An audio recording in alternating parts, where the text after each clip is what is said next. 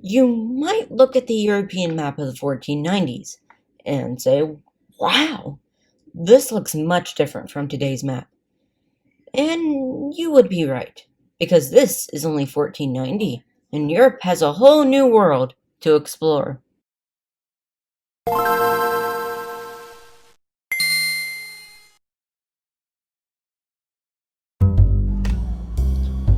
This video is a school project about the American persona.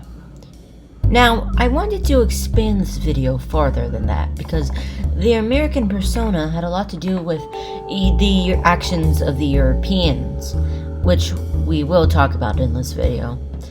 I also know that this is extremely different from the other videos I do, the mapping videos.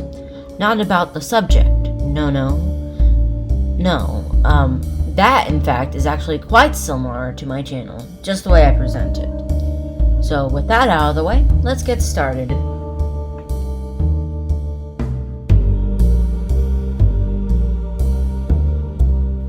We start with an Italian man named Christopher Columbus, who went to the monarchs of the Portuguese Empire to pay for his expedition to find new trade routes to India. But why did he want to find a new trade route to India? Or should I say, why did all of Europe want to find a new trade route to India?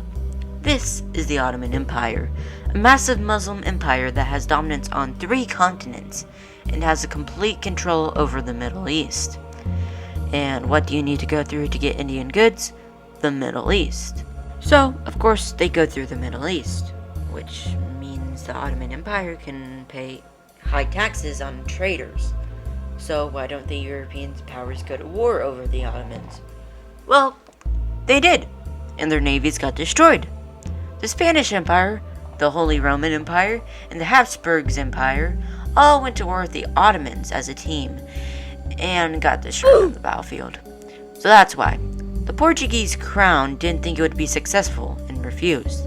So he went to the Spanish crown, and at first they refused and suddenly realized the importance of this. So they gave him some money and gave him some ships and sent him on his way.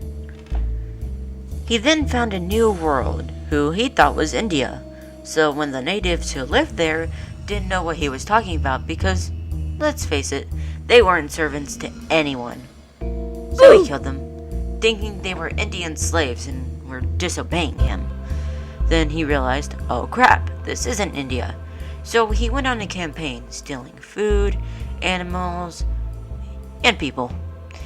And when he came back, he told the monarchs of Spain everything he did. So Spain tried to keep this a secret from all the other European powers, but then everyone found out. So one of the other European powers found out about this new world. They freaked out and started colonizing immediately. They rushed over there and colonized most of it, but not before running into a couple of problems. For example, Jamestown was having trouble finding a way to establish itself as a valuable colony to the English. They didn't want to end up like Georgia, which got stuck not only being a buffer zone between Spanish and English colonies, but was also the colony for poor people who couldn't really go to all the expensive colonies. So they tried a bunch of things and started starving and getting diseases. Things like smallpox burned through the colony, and they needed something to make themselves of importance. Because, oh boy, was it bad. They were so hungry they ate other people. One man was burned at the stake for eating his wife and children. Then they found it. Tobacco. Yes, one of the original 13 colonies was indeed founded on tobacco. The English loved it and sold it to other European nations. Major events would continue to happen, such as the Spanish Armada getting destroyed and the Swedish giving up their colonies in North America after the Great Northern War, and events that would lead up to the first major global conflict. For years, the European powers colonized and persecuted Native Americans. Now we move on to the first part of who we are. Colonization. In my opinion, this is part of the American persona. Not colonization itself, but why it needs to be abolished. It restrains countries of their independence and races and culture of the right to be free.